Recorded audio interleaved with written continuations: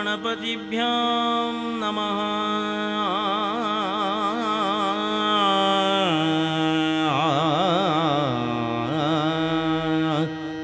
ಗಜಮುಖನ ನಿನ್ನ ಪಾದವನೆನೆವೆ,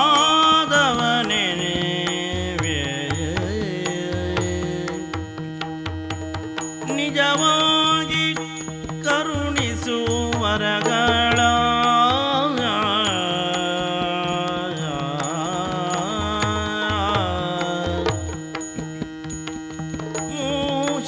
ಮೂಷಿಕವಾಹನ ಮೋದಕ ಹಸ್ತ ಪಾಶಾಂಕುಶಧರ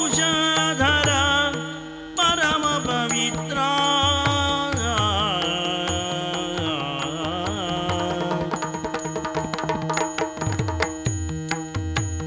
ಬುದ್ಧಿ ಪ್ರದಾಯಕ ಪುಸ್ತಕ ಹಸ್ತ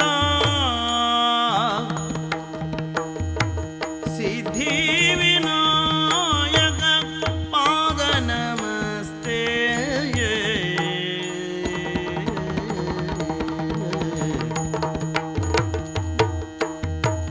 ದೇವ ದೇವರ ದೇವ ದೇವನಲ್ಲವೋ, ಓ ದೇವ ದೇವರ ದೇವನಲ್ಲವೋ.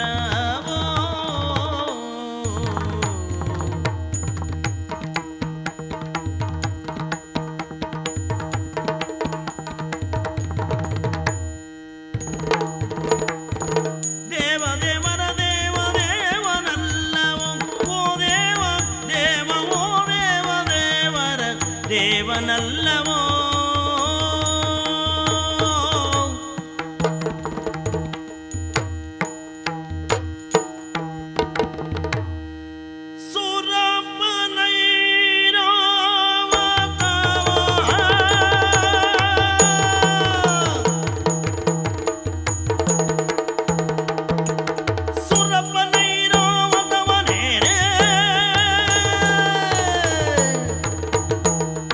ಭರಿತ ವೈಭವದಿಂದ ನಮನ ಸುರರ ತಿಂತಿಣಿಯೊಡನೆ ಜರಣಿದ ಮುನಿಯ ಕಂಡ. ಓಂ ನಮೋ ಭಗವತೆ ವಾಸುದೇವಾಯ ನಮಃ. ಆದಿಮಾಯೆಯ ಅನುಗ್ರಹದಿಂದ, ತಂದೆ ತಾಯಂದಿರ ಆಶೀರ್ವಾದದಿಂದಾಗಿ, ತ್ರೈಮೂರ್ತಿಗಳ ಕೃಪೆಗೆ ಪಾತ್ರನಾಗಿ ಸ್ವರ್ಗದ ಈ ಆಧಿಪತ್ಯವನ್ನೇ ಪಡೆದವ ಈ ದೇವೇಂದ್ರ. ಸ್ವಾಮಿ, ಸ್ವರ್ಗ ಎಂದರೆ ಸುಖದ ಮೂಲ. ಇದು ಭೋಗಿಸಲೆಂದೇ ಇರುವಂತಹದ್ದು. ಅದಕ್ಕಾಗಿ ಈಗಾಗಲೇ ನಮ್ಮ ದಿಕ್ಪಾಲಕರೆಲ್ಲರಿಗೂ ಸೂಚಿಸಿದ್ದೇನೆ, ನಿಮ್ಮ ವಾಹನವನ್ನು ನೀವು ಏರಿಕೊಳ್ಳಿ ಎಂಬುದಾಗಿ. ಹಾಗೆಯೇ ನನ್ನದಾದಂಥ ಐರಾವತವನ್ನು ಏರಿದ್ದೇನೆ. ವಿಷಯ ವಿಜೃಂಭಣೆಯ ಮೆರವಣಿಗೆ ಆಗಬೇಕೆಂಬುದಾಗಿ. ಮೊಳಗಲಿ ಸುರವಾದ್ಯ, ಕಹಳೆ, ತಮಟೆ, ಬೇರಿಗಳು ನಡೆಯಲಿ. ತಿಂತಿಣಿಯೊಡನೆ ತೆರಳುತ್ತೀರೆ ಮುನಿಯ ಕಂಡು. ಹರ ಹರ ಶಂಭೋ ಮಹಾದೇವ. ಯಾರದು? ದುರ್ವಾಸ ಮುನಿಗಳು. ಓ ದೇವೇಂದ್ರ. ಹೌದೌದು, ಬರಬೇಕು ಈ ಕಡೆಯಲ್ಲಿ. ಏನು ಈ ಕಡೆಯಲ್ಲಿ ತಾವು ಅಪರೂಪವಾಗಿ ಧಾವಿಸಿದ ಉದ್ದೇಶ? ಶಕ್ರ. ಶಚಿಪತಿ ನೀ ಕೇಳು ಪ್ರಣದೈದ ಧಿನದಿ. ಶಚಿಪತಿ ನೀ ಕೇಳು, ನಾನು ಶುಚಿಯೊಳ್ಳು ವರ್ತಿಸಲು, ನಾನು ಶುಚಿಯೊಳ್ಳು ವರ್ತಿಸಲು. ಅಚ್ಯುತ ನಿತ್ಯ ಸ್ವಚ್ಛದ ಮಾಲೆ, ಅಚ್ಯುತ ನಿತ್ಯ ಸ್ವಚ್ಛದ ಮಾಲೆಯು ಹೆಚ್ಚುವದಿದ ಧರಿಸಲು ಸೌಭಾಗ್ಯವು. ಓ ಶಚಿಪತಿ, ದುರ್ವಾಸರ ನೋಡಿಲ್ಲಿ ಕರದಲ್ಲೊಂದು ಮಂದಾರ ಮಾಲಿಕೆ. ಓ, ಅದೆಂಥದ್ದು ಕೈಯಲ್ಲಿ? ಆಶ್ಚರ್ಯವಾಯಿತು ತಾನೆ. ಬದರಿಷ್ಠಾಶ್ರಮದಲ್ಲಿ ಋಷಿಗಣವನ್ನೆಲ್ಲ ಕೂಡಿಕೊಂಡು ಲೋಕ ಕಲ್ಯಾಣಾರ್ಥವಾಗಿ ಯಜ್ಞ ಯಾಗಾದಿಗಳನ್ನು ಮಾಡುತ್ತಿದ್ದ ನನಗೆ ಇದ್ದಕ್ಕಿದ್ದಂತೆ ವೈಕುಂಠವನ್ನು ಸೇರಿ ನಾರಾಯಣನನ್ನು ಪ್ರತ್ಯಕ್ಷ ಮುಟ್ಟಿ ಪೂಜೆ ಮಾಡಬೇಕೆನ್ನುವ ಆಸೆ ಮೊಳೆದೋರಿತು. ತಪ್ಪಲ್ಲ ಅದು. ಹಾಗೆ ಪೂಜಿಸಿದಾಗ ನನ್ನ ಪೂಜೆಗೆ ಪ್ರಸನ್ನನಾದಂತಹ ಪರಮಾತ್ಮ ನಾರಾಯಣನು ಪ್ರಸಾದ ರೂಪವಾಗಿ ಈ ಮಂದಾರ ಮಾಲೆಯನ್ನು ನನಗೆ ಅನುಗ್ರಹಿಸಿದ. ಮತ್ತವರೆಲ್ಲ ಕೊಟ್ಟರು ಮತ್ತಿನ್ನೇನು ಕೊಡಬಲ್ಲರು, ನಮ್ಮಂತೆ ಕೊಡ್ಲಿಕ್ಕೆ ಅವ್ರಿಗೆ ಏನುಂಟು ಬೇಕಲ್ಲ. ಇದರ ವಿಶೇಷತೆ ವಿಶಿಷ್ಟತೆ ಏನು ಕೇಳು. ಇದನ್ನು ಯಾವಾತನು ಶುದ್ಧ ಮನದಿಂದ ಗೌರವಿಸ್ತಾನೋ, ಯಾವಾತನು ಧರಿಸುತ್ತಾನೋ ಅವನ ಅಷ್ಟ ಸೌಭಾಗ್ಯವು ವರ್ಧಿಸುತ್ತದಂತೆ. ಹೌದಾ? ಹಿಡಿದಂತಹ ನಾನು ವಿಚಾರ ಮಾಡಿದೆ, ನೇರವಾಗಿ ಸತ್ಯಲೋಕವನ್ನು ಸೇರಿದೆ. ಪಿತಾಮಹನಾದಂತಹ ಬ್ರಹ್ಮದೇವನಲ್ಲಿ ಇದನ್ನು ಪಡೆಯೆಂದು ಕೇಳಿದ್ರೆ ಅದನ್ನು ಧರಿಸುವ ಯೋಗ್ಯತೆ ತನಗಿಲ್ಲ ಅಂತ ಹೇಳಿದ.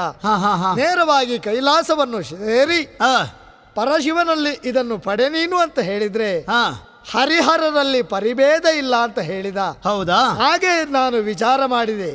ಇದನ್ನು ಧರಿಸಬಲ್ಲಂತಹ ಯೋಗ್ಯತಾ ಸಂಪನ್ನತೆ ಯಾರೆಂದು ತರ್ಕಿಸಿದಾಗ ಮೂರು ಲೋಕದ ಅಧಿಕಾರಿಯಾದಂತ ನಿನ್ನ ಹೊರತಾಗಿ ಆ ಯೋಗ್ಯತಾ ಸಂಪನ್ನರು ಬೇರೆ ಯಾರು ಇಲ್ಲ ಎನ್ನುವುದು ನನಗನ್ನಿಸಿದ ಸತ್ಯ ಸಂಗತಿ. ದೇವರಾಜ, ಪರಮಾತ್ಮನು ಕೊಟ್ಟಿರುವಂತಹ ಈ ಮಂದಾರ ಮಾಲೆಯನ್ನು ಪರಿಶುದ್ಧವಾಗಿ ನೀನು ಧರಿಸು. ನಿನ್ನ ಅಷ್ಟ ಸೌಭಾಗ್ಯವು ವರ್ಧಿಸುತ್ತದೆ, ಲೋಕಕ್ಕೆ ಶುಭವಾಗ್ತದೆ. ಹಿಡಿಯಯ್ಯ ಈ ಮಾಲೆಯನ್ನು. ಆದೀತು.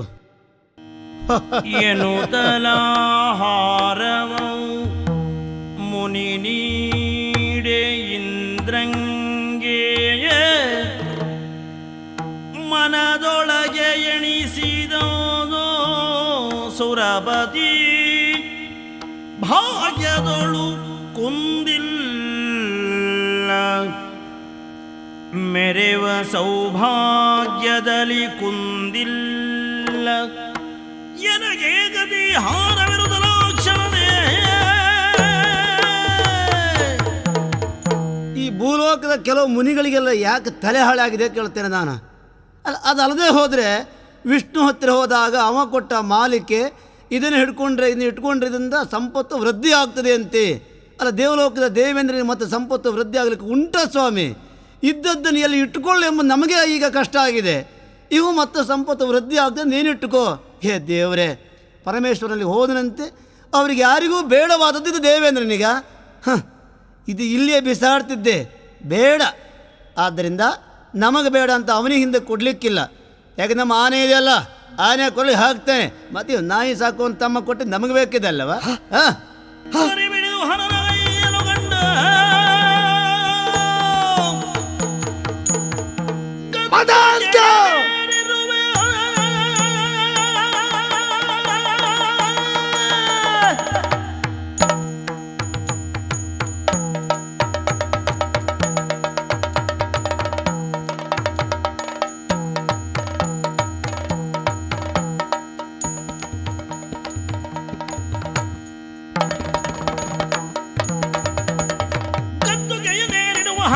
ಉದ್ಘಟನು ನೀನಹೆ ಐಸಿರಿಯೋ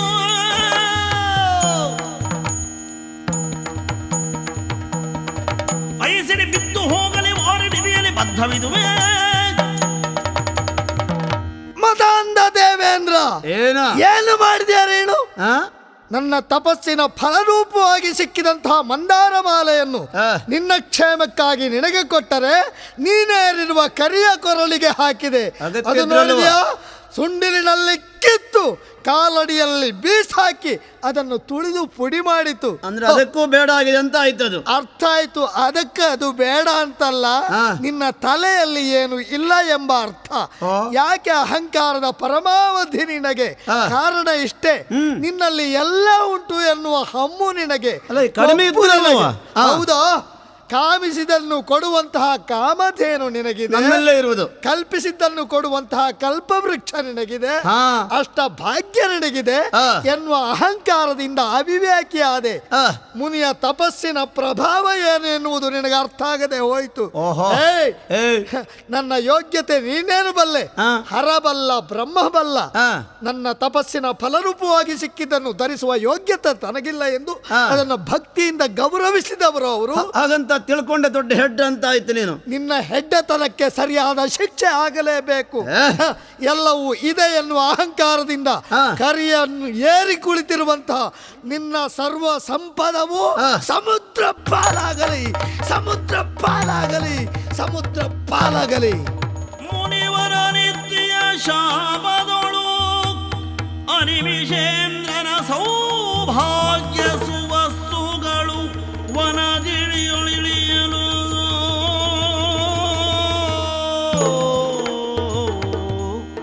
ಆಶ್ಚರ್ಯ! ದುರ್ವಾಸರ ಶಾಪ. ಈ ಕಡೆ ನೋಡ್ತಾ ಇದ್ದೇನೆ, ಐರಾವತ ಕಾಣಿಸ್ತಾ ಇಲ್ಲ, ಉಚ್ಚೈಶ್ರವೂ ಕಾಣಿಯಾಗಿದೆ ಅನ್ನುವಂಥ ವರ್ತಮಾನ. ಕಲ್ಪವೃಕ್ಷ, ಕಾಮಧೇನು, ಚಿಂತಾಮಣಿಗಳು ಯಾವುದೂ ಕಾಣಿಸ್ತಾ ಇಲ್ಲ. ಆ ಸುರಾಂಗನೆಯರು ಎಲ್ಲಿ ಎಲ್ಲಿ? ಯಾಕೆ ಹೀಗಾಯಿತು? ಛೇ, ಬುದ್ಧಿಮಾಂದ್ಯನಾಗಿ ಬಿಟ್ಟೆ ನಾನು. ಶಿವನೇ, ಹರ ಹರ ಇನ್ನೇಂದೈಯಲಿ ಮರೆಯಾಯ್ತೆನ್ನಯ ಸಂಪದವು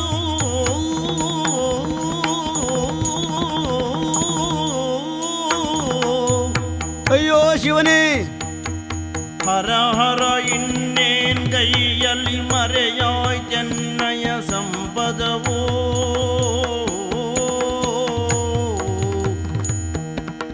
ವರಮುನಿಗಳ ಗಣಿಸದೆನ ಗರ್ವದೊಳಿಂದಾಯ್ತೆ.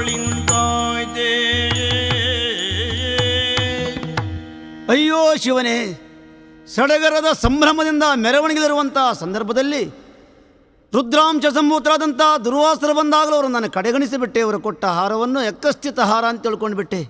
ಆದ ಪರಿಣಾಮ ಸುವಸ್ತುಗಳೆಲ್ಲವೂ ಸಮುದ್ರ ಪಾಲಾಗಿದೆ. ಹಾಗಾದರೆ ಇನ್ನೇನು ಮಾಡಲಿ? ಉಪಾಯ ಇಲ್ಲ. ಸತ್ಯಲೋಕಕ್ಕೆ ತೆರಳಿ ಬ್ರಹ್ಮದೇವನನ್ನು ಹಾಗೂ ಪರಮೇಶ್ವರನನ್ನು ಕೂಡಿ ವೈಕುಂಠಾಧಿಪತಿಯಲ್ಲಿ ಹೋಗಿ ನಮ್ಮ ದೂರು ಕೊಡೋದು ಬಿಟ್ಟರೆ ಮತ್ತೆ ಯಾವ ದಾರಿಯೂ ನಮಗಿಲ್ಲ. ಆದ್ದರಿಂದ ಆ ಬ್ರಹ್ಮಾದಿ ದೇವತೆಗಳೊಟ್ಟಿಗೆ ಕ್ಷೀರಸಾಗರ ವಾಸನಾದಂಥ ಆ ವೈಕುಂಠಪತಿಯಲ್ಲಿ ಹೋಗ್ತೇನೆ. ಓಂ ಲಕ್ಷ್ಮೀನಾರಾಯಣ, ಓಂ ವೈಕುಂಠಪತಿ, ಓ ಶ್ರೀಮನ್ನಾರಾಯಣ, ಅಖಿಲಾಂಡ ಕೋಟಿ ಬ್ರಹ್ಮಾಂಡ ನಾಯಕ ಪರಮಪಾವನ ಮೂರ್ತಿಯೇ. ಯಾರದು? ದೇವೇಂದ್ರನೇ? ಹೌದು. ಕಮಲ ಸಂಭವ ಮುಖ್ಯ ದಿವಿಜರು ಬಂದಿರೆ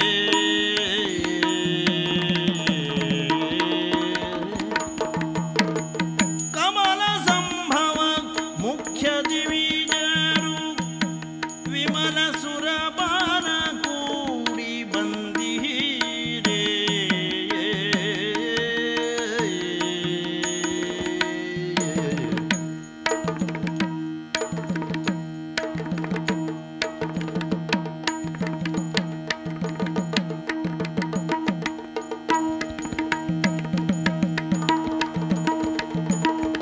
ಅಮಿತ ಕಾರ್ಯಗಳೇನು ಅಮಿತ ಕಾರ್ಯಗಳೇನು ಮರೆಮಾಜದೆನ್ನೋಳು ಉಸುರುವುದಿಂದೆನಲು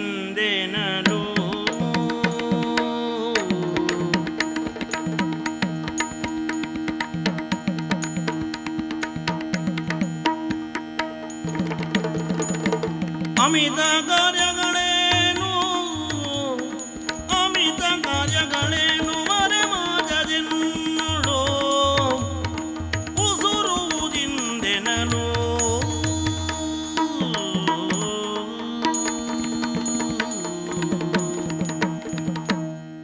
ಗೀರ್ವಾಣಪತಿಯೇ, ವೈಕುಂಠಾಧಿಪ, ಇದೇನು ಆಶ್ಚರ್ಯವಯ್ಯ ಪ್ರಭು. ಸದಾ ಹಸನ್ಮುಖಿಗಳಾಗಿರಬೇಕಾದವರು ನೀವು.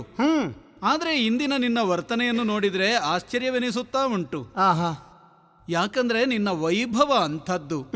ಒಂದು ಮನ್ವಂತರದ ಅವಧಿಯವರೆಗೆ ದೇವಪೀಠವನ್ನೇರಿ 33 ಕೋಟಿ ದೇವತೆಗಳನ್ನು ಪಾಲಿಸುವ ಅವರಿಂದ ಮಾನ್ಯತೆಯನ್ನು ಪಡೆಯುವ ಅರ್ಹತೆಯನ್ನುಳ್ಳವ ನೀನು. ತಮ್ಮ ಅನುಗ್ರಹ. ಪರುಷ ಅಂಗಣದ ಕಲ್ಲು ನಿನಗೆ. ಸ್ವರ್ಗ ನಿಜ ದೇಶ. ಅಮರಾವತಿಯೇ ಪುರದುರ್ಗ. ಅಮರರೇ ಆಳ್ಗಳ್. ಮೇರು ಕೇಳಿ ಶೈಲ. ವರರಂಭೆ ನಿನ್ನ ಭೋಗದ ಹೆಣ್ಣು. ಹೌದು. ಶಚಿ ನಿನ್ನ ರಾಣಿ. ಐರಾವತವೇ ನಿನ್ನ ವಾಹನ. ಜೊತೆಯಲ್ಲಿ ಉಚ್ಚೈಶ್ರವವೂ ವಾಹನವಾಗಿದೆ.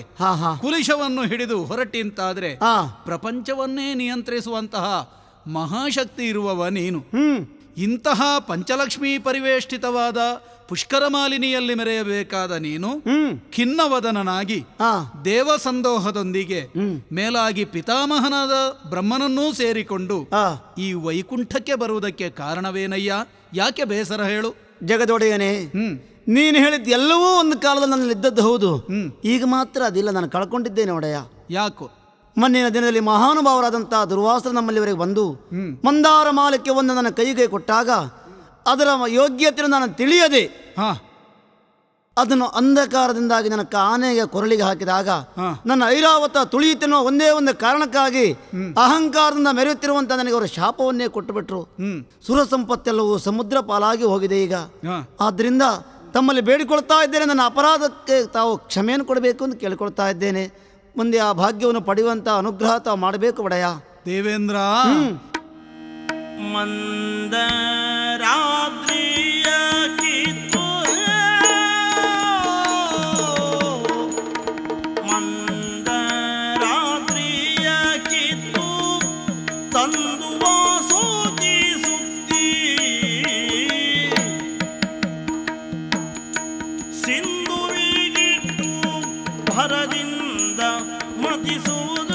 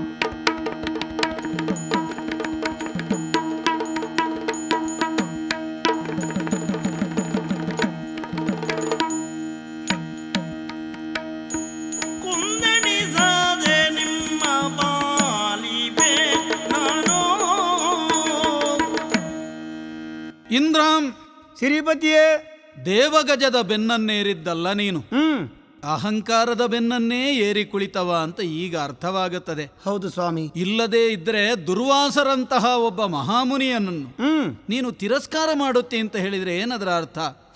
ಅವನ ಕೈಯಲ್ಲಿದ್ದಂತಹ ಮಾಲಿಕೆ ನನ್ನಿಂದಲೇ ಅವನಿಗೆ ಪ್ರಾಪ್ತವಾದದ್ದು.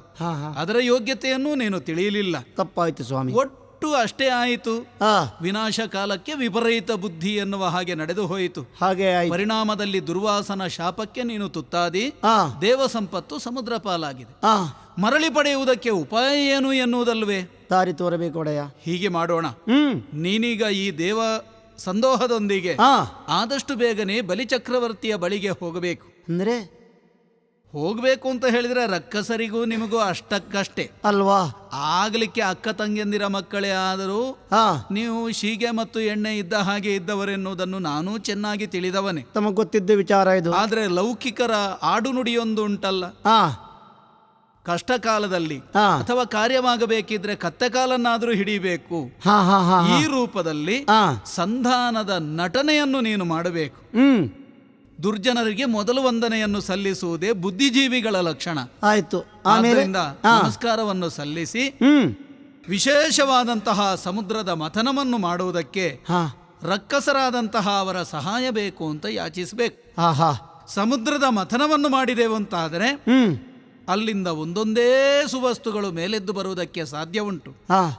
ನಾವು ಮಂದರಾಚಲವನ್ನೇ ಉಪಯೋಗಿಸಿಕೊಳ್ಳಬೇಕು. ವಾಸುಕಿ ಅನ್ನೋದಕ್ಕೆ ಹಗ್ಗವಾಗಿ ಸುತ್ತಿಕೊಳ್ಳಬೇಕು. ಅಂತಹ ಘನ ಕಾರ್ಯವನ್ನು ಸಾಧಿಸುವಲ್ಲಿ ನಿಮ್ಮ ಬಲವಷ್ಟೇ ಸಾಲದು. ನೀವು ಇದ್ರೆ 33 ಕೋಟಿ, ರಕ್ಕಸರು ಈ ಕಾಲಕ್ಕೆ 66 ಕೋಟಿ ಇದ್ದಾರೆ. ಎಲ್ಲವರನ್ನು ಒಟ್ಟು ಸೇರಿಸಿ ನನ್ನದ್ದು ಅಂತ ಹೇಳುವುದಲ್ಲ, ನಮ್ಮದ್ದು ಅಂತ ಹೇಳಬೇಕು. ಅವನ ಮನಸ್ಸನ್ನು ಒಲಿಸಿಕೊಳ್ಳಬೇಕು. ಉಪ ಆಯದಿಂದ ಏನನ್ನಾದರೂ ಸಾಧಿಸುವುದಕ್ಕೆ ಬರುತ್ತದೆ.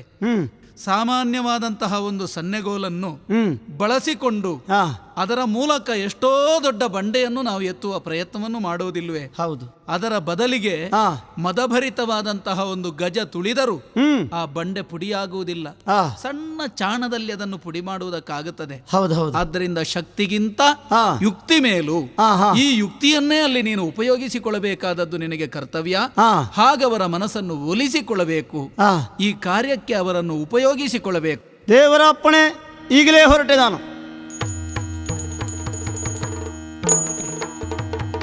ಭರಿತ ವೈಭವದಿಂದಲಿದ್ದ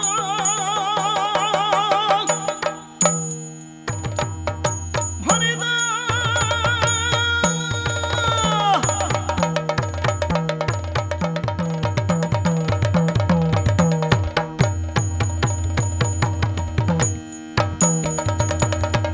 ಭರಿತ ವೈಭವದಿಂದಲಿತ್ತಲು ವರವೆರ ಹೋಜನ ಪುತ್ರನಂದು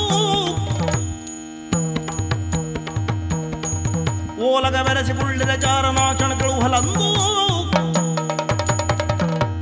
ಆದಿದೈತ್ಯರು ಎನ್ನಿಸಿಕೊಂಡಿರುವಂತಹ ದಿತಿದೇವಿಯ ಮಕ್ಕಳಾದ ಹಿರಣ್ಯಾಕ್ಷ ಮತ್ತು ಹಿರಣ್ಯಕಶ್ಯಪುವಿನ ವಂಶದಲ್ಲಿಯೇ ಪರಂಪರೆಯಲ್ಲಿಯೇ ಬೆಳೆದು ಬಂದವ ಈ ಬಲಿ ಪರಮ ಭಾಗವತ ಶ್ರೇಷ್ಠ ಎನ್ನುವುದಾಗಿ ಖ್ಯಾತಿಯನ್ನು ಹೊಂದಿರುವಂತಹ ಆ ಪ್ರಹ್ಲಾದನೇ ನನ್ನ ಅಜ್ಜ.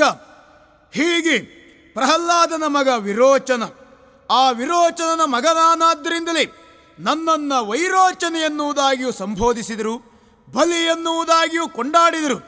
ಹಿರಿಯರೆಲ್ಲರ ಆಶಯದಂತೆ ಶೋಣಿತಾಪುರವನ್ನು ಕಟ್ಟಿ ಬೆಳೆಸುವುದರ ಜೊತೆಗೆ ಇಂದು ಸಮಸ್ತ ರಕ್ಕಸ ಸಮೂಹವನ್ನು ನನ್ನ ಆಣತಿಯಂತೆ ಕುಣಿಸುವ ಮಣಿಸುವಂಥ ಸಾಮರ್ಥ್ಯವನ್ನು ನಾನು ಹೊಂದಿದ್ದೇನೆ.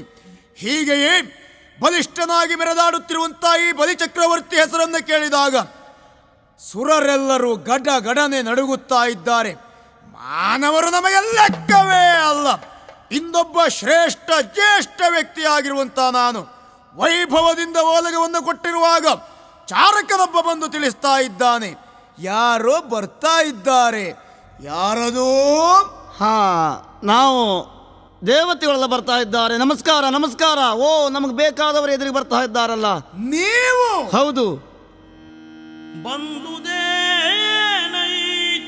ಸೂರಮ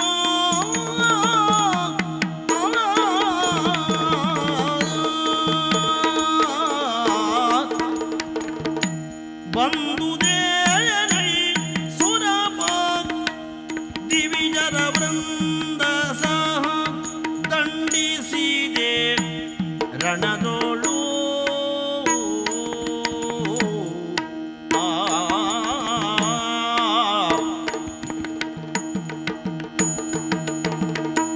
ಎಂದು ಕಳವಳಿಸುವೆಯ, ಇಂದು ಕಳವಳಿಸುವೆಯ ವದನವು ಕುಂದಿದೇಗೆ.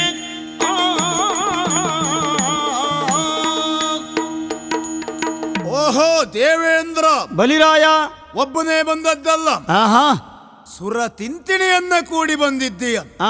ನೀನು ಬಂದಾಗಲೇ ಆಶ್ಚರ್ಯ ಆಯಿತು. ಯಾಕೆ? ಯಾವ ಸಂದರ್ಭದಲ್ಲಿಯೂ ಈ ಬಲಿಯ ನೆಳಲು ಬೀಳುವಲ್ಲಿಯೂ ನೀನು ಬರುವುದಕ್ಕೆ ಸಾಧ್ಯತೆ ಇಲ್ಲ. ಹೌದು, ಇಲ್ಲಿವರೆಗೆ ಹಾಗೆ ಆಗಿತ್ತು. ಯಾಕೆಂದ್ರೆ ನನ್ನ ಹೆಸರನ್ನ ಕೇಳಿದಾಗಲೇ ನಡುಗುತ್ತಿರುವವರು ನೀವು. ಆದ್ರೆ ಇಂದು ನೇರವಾಗಿ ನಮ್ಮ ಶೋಣಿತಾಪುರವನ್ನ ಸೇರಿದ್ದೀರಿ ಅಂತ ಆದ್ರೆ ಏನ ನನ್ನಲ್ಲಿ ಯುದ್ಧ ಮಾಡುವಂತ ಮನಸ್ಸಾಗಿ ಈ ದೇವತೆಗಳನ್ನೆಲ್ಲ ಕೂಡಿಕೊಂಡು ಬಂದೆಯೋ ಹೇಗೆ? ಯಾರು ನಾವು ನಿಮ್ಮಲ್ಲಿ ಮತ್ತೆ ಯುದ್ಧ ಮಾಡುವುದಾ? ಅಲ್ಲ ಅಂತಾದರೆ ಇನ್ನು ಹೇಗೂ ನನ್ನನ್ನ ಹೋರಾಟದಲ್ಲಿ ಜಯಿಸುವುದಕ್ಕೆ ಸಾಧ್ಯ ಇಲ್ಲ ಎನ್ನುವುದಾಗಿ ಭಾವಿಸಿ ನನ್ನ ದಾಸರಾಗಿ ಕಾಲ ಕಳೆಯುವುದಕ್ಕೆ ಬಂದ್ರ? ಯೋಚನೆ ಮಾಡ್ತಾ ಇದ್ದೇವೆ. ಹಿರಿಯ ತಾಯಿಯ ಮಕ್ಕಳು ನಾವು, ಕಿರಿಯ ತಾಯಿಯ ಮಕ್ಕಳು ನೀವು. ಆದ್ರೆ ಯಾವ ಸಂದರ್ಭದಲ್ಲಿಯೂ ನಿಮ್ಮನ್ನ ಮಾತ್ರ ನಾನು ನಂಬುವುದಿಲ್ಲ. ಅದರಲ್ಲಿಯೂ ಬದುಕುವುದಕ್ಕೆ ಕಲಿತಂತ ಬಹಳ ಬುದ್ಧಿವಂತ ನೀನು. ಎಷ್ಟೊತ್ತಿಗೆ ಯಾರ ಕಾಲನ್ನಾದ್ರೂ ಹಿಡಿದು ಅವರಿಗೆ ಮೋಸ ಮಾಡುವವ. ನಾನ್ ನಿಮಗೆ ಈಗ ಮೋಸ ಮಾಡುವುದಾ? ಅಂದ್ರೆ ಮೊದ್ಲೇ ಮಾಡಿದ್ದಿ ಅಂತಲ? ಹಾಗಲ್ಲಪ್ಪ, ಯಾಕೆ ಅಪಾರ್ಥ ತಿಳ್ಕೊಳ್ತಾ ಇದ್ದೀಯ ಬಲಿರಾಯ? ಯಾವತ್ತಿದ್ರೂ ನೀನು ಮೋಸ ಮಾಡುವವ ಎನ್ನುವುದು ನನಗೆ ಅರ್ಥ ಆಗಿದೆ. ಅದೊಂದು ಹೆಸರುಂಟು ನಮಗೆ. ನನ್ನ ಕೃಪೆಗೆ ಪಾತ್ರನಾಗಿ ಆಮೇಲೆ ನನಗೇ ಬೆನ್ನಿಂದ ಚೂರಿ ಹಾಕುವುದಕ್ಕೆ ಸಿದ್ಧನಾಗಿ ಕುಯುಕ್ತಿಯನ್ನ ಹೆಣೆದು ಬಂದೆಯೋ ಹಾಗೆ ಎಣಿಸೋಣ ಅಂತಾದ್ರೆ ನಾವು ಹಾಕುದಾದ್ರೆ ಬೆನ್ನಿಗೆಲ್ಲ ಚೂರಿ ಹಾಕುವುದಿಲ್ಲ. ನೀವು ಅದನ್ನೆಲ್ಲ ತಿಳ್ಕೊಳ್ಬಾರದು. ಹೊಟ್ಟೆಗೆ ಹಾಕುವುದಕ್ಕಂತೂ ಖಂಡಿತ ನಿನ್ನಿಂದ ಸಾಧ್ಯ ಇಲ್ಲ ಅಲ್ವಾ? ಇವರನ್ನೆಲ್ಲ ಕೂಡಿ ಬಂದಿರುವಂತ ನಿನ್ನ ಮುಖ ಎಂದಿನ ಹಾಗಿಲ್ಲ. ಕಂದಿದೆ, ಕುಂದಿದೆ, ಬಾಡಿ ಬಸವಳಿದು ಹೋಗಿದ್ದೀಯ. ಅಂತಾದ್ರೆ ನನ್ನಿಂದ ಏನೋ ಯಾಚಿಸಿ ನೀನು ಬಂದಿದ್ದೀಯ, ಏನನ್ನೋ ಅಪೇಕ್ಷಿಸಿ ಬಂದಿದ್ದೀಯ ಎನ್ನುವುದು ಅರ್ಥ ಆಯಿತು. ಈ ಬಲಿಯಿಂದ ಏನಾಗಬೇಕು, ಏನು ನಿನ್ನ ಆಶಯ ಹೇಳಬೇಗ. ಈ ಪ್ರಶ್ನೆ ಉತ್ತರ ನಮ್ಮಲ್ಲುಂಟು. ಸಂಧಿಯ ಸಗಿ ನಾವು ಸಂಧಿಯ ಸಗಿ ನಾವು ಒಮ್ಮತದಿಂದಿರ ಸಂಪದವು, ಒಮ್ಮತದಿಂದಿರ ಸಂಪದವು ಸಿಂಧುವಿನಿಂದಲೇ ಹೊಂದುವುದಕ್ಕೆ ನಮಗೊಂದು ಪಾಯ ಗೋವಿಂದರು ಬೇಳ್ದ. ಬಲಿರಾಯ, ಹ್ಮ್ ಈಗ ಹಂದಿಯನ್ನು ಕಂಡು ಹೆದರ್ಕೊಂಡವ ಕಗ್ಗಲ್ ಕಂಡ್ರೆ ಹೆದರ್ಕೊಳ್ತಾನೆ ಅಂತ ಒಂದು ಮಾತುಂಟು. ಆ ನಿಮ್ಗೆ ಹಾಗಾಗಿದೆ. ಈಗ ನಿಜಕ್ಕೂ ನಮ್ಮಿಂದೇನೋ ಅಪರಾಧ ಆಗಲಿಲ್ಲ. ಆ ಈ ನಮ್ಮ ದೊಡ್ಡಮ್ಮನ ಮಕ್ಕಳು ಕೆಲವರೆಲ್ಲ ಅಡ್ಡದಾರಿ ಹಿಡಿದು ಹಾಳಾಗಿ ಹೋದ್ರು. ಆದ್ರೆ ಈಗ ಆ ನಾನು ವ್ಯಕ್ತಿ ಯಾರನ್ನ ಅರ್ಥ ಮಾಡ್ಕೊಂಡೆ, ನಿನ್ನಲ್ಲಿ ಅಂತ ಗುಣಗಳಿಲ್ಲ. ಆ ನಿಜಕ್ಕೂ ನೀನು ದೇವರಂತ ಮನುಷ್ಯ, ನಿನ್ನ ಮೇಲೆ ಇರಬೇಕಿತ್ತು. ಹಾ ಆದ್ರೆ ಇಲ್ಲಿ ಇದ್ದದ್ದು ತಪ್ಪು. ನಾವು ನಿಮ್ಮನ್ನು ತಿಳ್ಕೊಳ್ಳೋ ಸ್ವಲ್ಪ ತಡ ಆಯಿತು. ಹಾ ಮತ್ತೆ ನಾವು ಸ್ವಂತ ಬುದ್ಧಿಯಿಂದ ನಿಮ್ಮನ್ನು ವಿರೋಧಿಸಿದ್ದಲ್ಲ. ಹಾ ಕೆಲವರೆಲ್ಲ ನಮ್ಮ ತಲೆ ಹಾಳು ಮಾಡಿದ, ನಮ್ಮ ಅಣ್ಣ ತಮ್ಮಂದಿರಲ್ಲಿ ಕಲಹವನ್ನು ಏರ್ಪಾಡು ಮಾಡಿದ ಜನ ಬೇರೆ ಇದ್ದಾರೆ. ಅದು ನಾವು ಒಟ್ಟಾಗಿ ಎದುರಿಸಬೇಕೆನ್ನುವ ಕಾರಣಕ್ಕಾಗಿ ಒಗ್ಗಟ್ಟಿನಲ್ಲಿ ಬಲ ಉಂಟು ಎಂದು ತೀರ್ಮಾನಕ್ಕೆ ಬಂದ ನಾವು ಇಲ್ಲಿ ಬಂದಿದ್ದೇವೆ. ಯಾಕೋ ಈ ಪೀಠಿಕೆ? ಯಾಕೆಂದ್ರೆ ಬದುಕಿ ಕಲ್ತಿದ್ದೀಯಾ ನೀನು ಅಂತ ಹೇಳ್ತಾ ಇದ್ದೀಯಾ. ಆ ಅದಲ್ಲ, ನಾನು ಸಾಯ್ಲಿಕ್ಕೆ ಹೆಂಗ್ ಮಾಡ್ಬೇಕನ್ನ ಪ್ರಯತ್ನ ಮಾಡ್ತಾ ಇದ್ದೇನೆ ನಾನೀಗ. ಅಂದ್ರೆ ನಿಮ್ಮಂತರಿಗೆ ಒಂದು ಅಧಿಕಾರವನ್ನು ಹಸ್ತಾಂತರಿಸಿ ನಮಗಿದು ಬೇಡ ಅನ್ನೋ ದೂರ ಆಗಬೇಕು ಅನ್ನೋಂಥ ಯೋಚನೆ ನನಗುಂಟು. ಏನು ಇದ್ದಕ್ಕಿದ್ದ ಹಾಗೆ ಅಧಿಕಾರದ ಕುರಿತಾಗಿ ನಿನಗೆ ತಾತ್ಸಾರ? ಅಲ್ಲ, ಎಷ್ಟು ಕಾಲ ಇರಬೇಕು ಈ ಅಧಿಕಾರದಲ್ಲಿ? ನಮ್ಮಂತೆ ಮತ್ತೊಬ್ಬರು ನಿಮ್ಮಂತವ್ರು ಇಲ್ಲವ ಈಗ ಯುವಕರು? ಆದ್ದರಿಂದ ಯಾರ್ಯಾರಿಗೆ ಬಿಟ್ಟು ಕೊಡುವುದು ಸರಿಯಲ್ಲ ಎನ್ನುವ ಕಾರಣಕ್ಕಾಗಿ, ಹೇಗೂ ನಮ್ಮ ಅಪ್ಪನ ಮಕ್ಕಳಲ್ವ ನೀವು, ನಮ್ಮ ದೊಡ್ಡಮ್ಮನ ಮಕ್ಕಳಲ್ವಾ, ಇದು ನಮ್ಮವರಲ್ಲೇ ಇರಲಿ 4 ಕಾಲ ಎನ್ನುವ ಕಾರಣಕ್ಕಾಗಿ ನಿಮ್ಮಲ್ಲಿ ಒಂದು ಇದು ಮಾಡಿಕೊಳ್ಳುವ ಅಂತ. ಯಾವುದು ಅದು ಸಂಧಾನ. ಓಹೋ, ಇದು ನಾನು ಒಬ್ಬ ಬಂದದ್ದಲ್ಲ, ಹಾ ಬಹುಸಂಖ್ಯಾತರಿಂದ ಇದ್ದ ದೇವತೆಗಳು ಹಾ ಅವರೆಲ್ಲವರ ಒಮ್ಮತದ ಮೇರೆಗೆ ನಾನು ಮುಂದಾಳತ್ವವನ್ನು ವಹಿಸಿ ಬಂದವ ನಾನಿಲ್ಲಿ. ನಿಮ್ಮನ್ನು ಸಂಧಾನ ಮಾಡಿಕೊಳ್ಳಬೇಕು. ಹೇಗೆ? ಪ್ರಕರಣ ಮತ್ತೇನೂ ಅಲ್ಲ. ಈಗ ದೇವಲೋಕದಲ್ಲಿ ಇದ್ದ ಸಂಪತ್ತು ಯಾವುದೇ ಸದ್ಯದಲ್ಲಿ ಇಲ್ಲ ಈಗ. ಆದ್ರಿಂದಲೇ ಅಧಿಕಾರ ಬಿಡುವ ಮನಸ್ಸು ಮಾಡಿರ್ಬೇಕು. ಅದು ಇಲ್ಲ, ಎಲ್ಲಿ ಹೋಗಿದೆ ಅದು ಈಗ? ಬೇರೆ ಎಲ್ಲಿ ಹೋಗ್ಲಿಲ್ಲ, ಎಲ್ಲೋಗಿದೆ? ಒಂದೇ ಕಡೆಯಲ್ಲಿ ಹೋಗಿ ಸೇರಿಕೊಂಡಿದೆ, ಸಮುದ್ರದ ಆಳದಲ್ಲಿದೆ. ಹಾ ಹಾಗಂತ ಪಡಲಿಕ್ಕೆ ಬಹಳ ಕೆಲಸ ಇಲ್ಲ. ಹಾ ಸುರಾಸುರರು ನಾವು ಒಂದಾಗಿ ಸಮುದ್ರನ ಮಥಿಸಿದ್ದೆ ಹೌದು ಅಂತ ಆದ್ರೆ ಕಳ್ಕೊಂಡಂತ ಎಲ್ಲಾ ಸುವಸ್ತುಗಳು ಮತ್ತೆ ಪುನಃ ಬಂದು ಅದೇ ಸ್ಥಾನದಲ್ಲಿ ಕುಳಿತುಕೊಳ್ತದೆ. ಹಾ ಅದಕ್ಕೆ ನೀವು ಒಂದಾಗಬೇಕು. ಈಗ ಅದಕ್ಕಾಗಿ ನಿನ್ನ ಸಹಾಯ ಬೇಕು, ನಿನ್ನ ಸಂಧಾನ ನನಗೆ ಬೇಕು. ಸಾಕು ಮಾಡು. ಸರಿಬಾರ ದುಬೈಯರಲ್ಲಿ ಹಿರಿಯವರು ನಾವು ಹಾಗೆ ದೊರಕಿದ ವಸ್ತ್ರಗಳನ್ನೆಲ್ಲ ಪರಿಗಿಸುತ್ತ ಮೊದಲು ಬದಿಕರಿಸುವುದು ನಿಜರೆಂದು ಇರುವುದೇ ಗಿರಿಯ ಸುರ್ಗನ್ನ. ಯಾವ ಸಂದರ್ಭದಲ್ಲಿಯೂ ನಿನ್ನ ಮಾತನ್ನು ನಂಬುವುದಕ್ಕೆ ಸಾಧ್ಯವೇ ಇಲ್ಲ. ಸಂಪತ್ತೆಲ್ಲವೂ ಶರದಿಯ ಪಾಲಾದದ್ರಿಂದ ಅದನ್ನ ಪಡೆಯುವುದಕ್ಕೆ, ಆಮೇಲೆ ಅಧಿಕಾರವನ್ನು ನನಗೆ ಹಸ್ತಾಂತರಿಸುವುದಕ್ಕೆ ಬಂದಿದ್ದೇನೆ ಎನ್ನುವುದಾಗಿ ಹೇಳ್ತಾ ಇದ್ದಿ. ಏ ದೇವೇಂದ್ರ, ನನಗೂ ನಿನಗೂ ಯಾವ ಕಾಲಕ್ಕೂ ಸರಿ ಬರುವುದಿಲ್ಲ. ಈಗಲಿಂದ ಅಂತ ಅಲ್ಲ, ಮೊದಲಿನಿಂದಲೂ ಅಸುರರಿಗೂ ಸುರರಿಗೂ ವೈರ ಅದಿದ್ದದ್ದು ದೇವಲೋಕದ ಗದ್ದುಗೆಯ ಕುರಿತಾಗಿ. ಆದ್ದರಿಂದಲೇ ಒಮ್ಮೆ ನಾವ ಶರದಿಯನ್ನ ಮಥಿಸಿ ಸಂಪತ್ತೆಲ್ಲವನ್ನು ಪಡೆದುಕೊಂಡೆವು ಅಂತಾದ್ರು ನೀನು ನಮಗೆ ಕೊಡ್ತೀಯ ಎನ್ನುವುದಕ್ಕೇನು ಭರವಸೆ. ಹಾಗಾಗಿ ಪಡೆಯುವುದಕ್ಕೆ ಮಾಧ್ಯಮವಾಗಿ ನಮ್ಮನ್ನು ನೀನು ಬಳಸಿಕೊಳ್ತಾ ಇದ್ದೀಯೆನ್ನು ನನಗೆ ಅರ್ಥ ಆಗಿದೆ. ನೀನು ಬಹಳ ಕೊಬ್ಬಿದ್ದಿ, ಆ ದೇವಗದ್ದುಗೆ ತನ್ನ ವಶದಲ್ಲಿಯೇ ಇದೆ ಎನ್ನುವುದಾಗಿ. ಒಂದು ದೃಷ್ಟಿಯಲ್ಲಿ ಅದು ಹೋದದ್ದೇ ಒಳ್ಳೇದಾಯಿತು. ಆದ್ದರಿಂದ ನಿನಗೆ ಸಹಾಯ ಖಂಡಿತ ಮಾಡುವುದಿಲ್ಲ. ಬಲಿರಾಯ, ಯಾವತ್ತೂ ಅಪನಂಬಿಕೆ ಅನ್ನೋದು ಒಳ್ಳೆಯದಲ್ಲ. ನಂಬಬೇಕು ನನ್ನ ಮಾತನ್ನ. ನಿನಗೆ ಈ ಕೈ ಮೇಲೆ ಭರವಸೆ ಉಂಟಲ್ಲ, ಕೈ ಮೇಲೆ ಕೈ ಇಟ್ಟು ನಾನು ಹೇಳ್ತೇನಲ್ಲ, ಖಂಡಿತವಾಗಿ ನಾವು ಏನು ಪಡೆಯುತ್ತೇವೋ ಅದ್ರಲ್ಲಿ ನಮ್ಮಿಬ್ಬರಿಗೂ ಪಾಲು. ಈ ನನಗೆ ಬೇಕು ಅಂತಲ್ಲ, ಅಲ್ಲ ನನಗೆ ಬೇಕು ಅಂತ, ನಿನಗೆ ಬೇಕಾದ ನಿನಗೆ ಕೊಡ್ತೇನೆ, ನಿನಗೆ ಬೇಡ ಅಂತವ್ರು ನನಗಿರಲಿ, ಮತ್ತೊಬ್ಬರಿಗೆ ಕೊಡುವುದಿಲ್ಲ ನಾನು. ಶರದಿಯನ್ನ ಮತಿಸಿ ಸಿಕ್ಕಿದಂತ ಸುವಸ್ತುಗಳೆಲ್ಲವನ್ನು ನನಗೆ ಕೊಡ್ತೀಯ. ಹೌದೌದು, ಮಾತೆ ಅಯ್ಯೋ ನಮ್ದು ಒಂದೇ ಮಾತಲ್ವ. ನಿನ್ನ ಮೇಲೆ ಭರವಸೆ ಉಂಟು ಎಂಬ ಕಾರಣಕ್ಕಾಗಿ ನಾನು ಒಪ್ತಾ ಇದ್ದದ್ದಲ್ಲ. ಶ್ರೀಹರಿಯೇ ಆಣತಿ ಆಗಿದೆ ಎನ್ನುವುದಾಗಿ ಹೇಳಿದೆಯಲ್ಲ, ಅವನ ನಿರ್ದೇಶನ ಆದ್ರಿಂದ ಈ ಮಾತನ್ನು ಒಪ್ತಾ ಇದ್ದೇನೆ. ಮತ್ತೆ ಕೊಡುವ ನಾನು, ತೆಗೆದುಕೊಳ್ಳುವವನೇನು? ಹರಿ ಹರ ಇವರೆಲ್ಲ ನಮ್ಗೆ ನಿಮ್ಗೆ ತಾಗಿಸಿಟ್ಟಿದ್ದವ್ರು, ಅದು ವಿಚಾರ ಮಾಡೋದೇನೋ ನಾವು. ಅಲ್ಲಿಗೆ ಹೋಗ.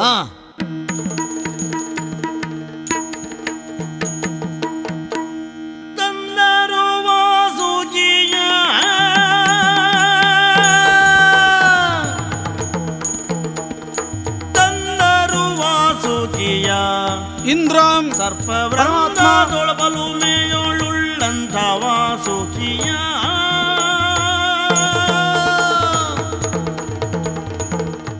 ದೇವೇಂದ್ರಾಂ ಪರಮಾತ್ಮ. ಓಹೋ, ಇದ್ಯಾರು? ಬಲಿರಾಯ. ನಮ್ಮವರು. ನಮೋ ನಮಃ.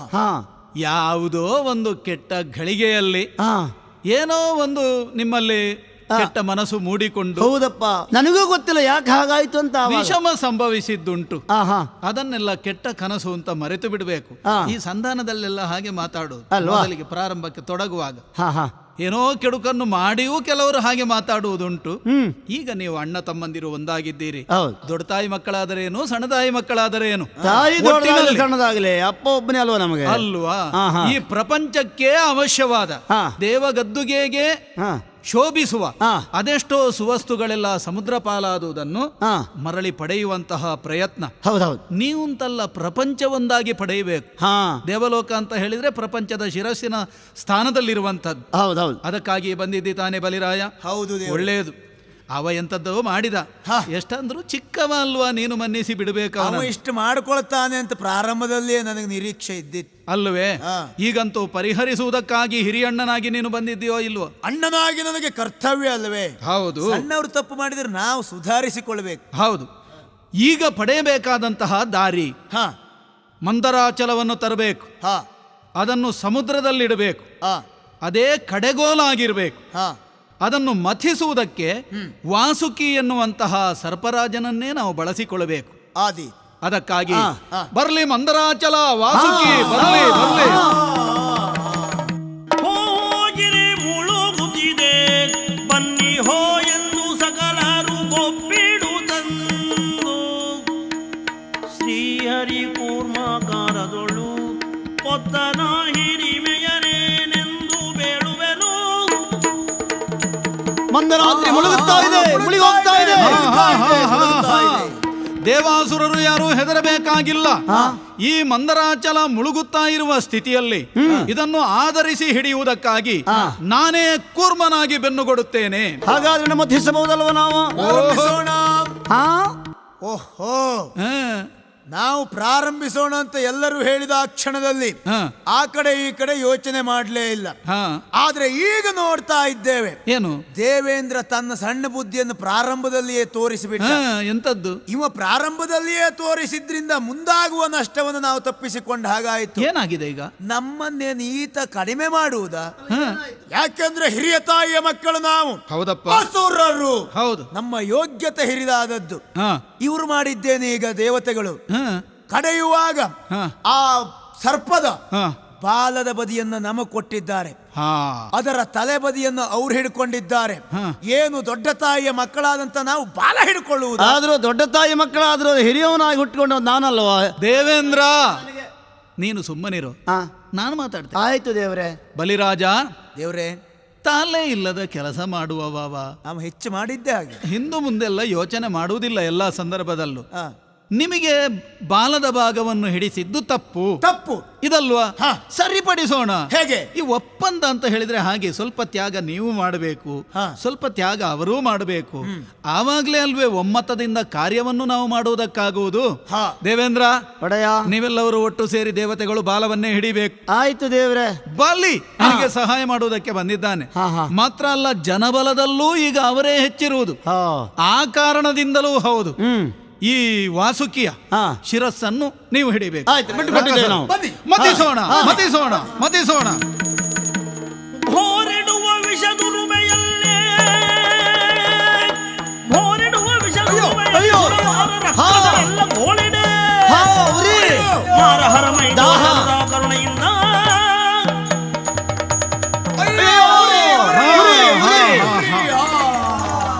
ಸಮುದ್ರದ ಮಥನಕ್ಕೆ ತೊಡಗಿದ ಪ್ರಾರಂಭದಲ್ಲಿಯೇ ಆ ವಾಸುಕಿ ವಿಷವನ್ನು ಕಾರಿದ್ದಾನೆ. ಅದನ್ನು ಸಹಿಸುವುದಕ್ಕೆ ಸಾಧ್ಯ ಇಲ್ಲದಂತಹ ಸ್ಥಿತಿ ಉಂಟಾಗಿದೆ. ಅದರಲ್ಲೂ ಅವನ ಶಿರಸ್ಸಿನ ಭಾಗದಲ್ಲಿದ್ದಂತಹ ನಿಮಗೆ ರಕ್ಕಸರಿಗೆ ಬಹಳಷ್ಟು ತೊಂದರೆಯುಂಟಾಗಿದೆ. ಪ್ರಪಂಚಕ್ಕೆ ಈ ವಿಷದಿಂದ ಬಹುದೊಡ್ಡ ಅನಾಹುತವಾದೀತು ಎನ್ನುವ ಕಾರಣಕ್ಕಾಗಿ ಕರುಣಾನಿಧಿಯನ್ನಿಸಿದಂತಹ ಪರಶಿವನು ಆ ವಿಷವನ್ನೇ ಆಪೋಷಣೆ ತೆಗೊಂಡಿದ್ದಾನೆ. ಅವ ನುಂಗಿಬಿಟ್ಟರೆ ಅಲ್ಲಿದ್ದಂತಹ ಜೀವಜಾಲಗಳಿಗೆ ಹಾನಿಯಾದೀತು ಎಂಬ ಕಾರಣಕ್ಕಾಗಿ ಪಾರ್ವತಿ ದೇವಿಯೇ ಅವನ ಕಂಠವನ್ನು ಒತ್ತಿ ಹಿಡಿದು ಆ ವಿಷವನ್ನು ಅಲ್ಲಿ ತಡೆದು ನಿಲ್ಲಿಸಿದ್ದಾಳೆ. ಈಗ ಶಿವನು ವಿಷಕಂಠನಾಗಿದ್ದಾನೆ, ನೀಲಕಂಠನಾಗಿದ್ದಾನೆ ಪರಮೇಶ್ವರ. ತನಗೇ ತಾನು ತೊಂದರೆಯನ್ನು ಮಾಡಿಕೊಂಡು ಜಗತ್ತಿಗೆ ಇಷ್ಟು ಹಿತಕಾರಕವಾದಂತಹ ಕಾರ್ಯವನ್ನೇ ಮಾಡಿದ್ದಾನೆ ಪರಮೇಶ್ವರ. ಆದ್ರಿಂದ ವಿಷದ ಉರುಬೆ ಇಲ್ಲಿಗೆ ನಿವಾರಣೆ ಆಯಿತು. ಹೌದಲ್ಲ? ಇನ್ನು ಮಾಡಬೇಕು, ಎಲ್ಲ ಉತ್ಸಾಹ ಬಂತಲ್ಲ. ಮತ್ತೊಮ್ಮೆ ವರ್ಧಿಸೋಣ. ಮತ್ತೆ ಗಣಲನು ಮದಿಸ ಗಿರಿದೋ ನಿತ್ತುದಲ್ಲಿಯೇ ಶ್ರೀ ಹರಿಯುದಾನೆತ್ತಿವೋರ್ವನೆ ಮದಿಸೆ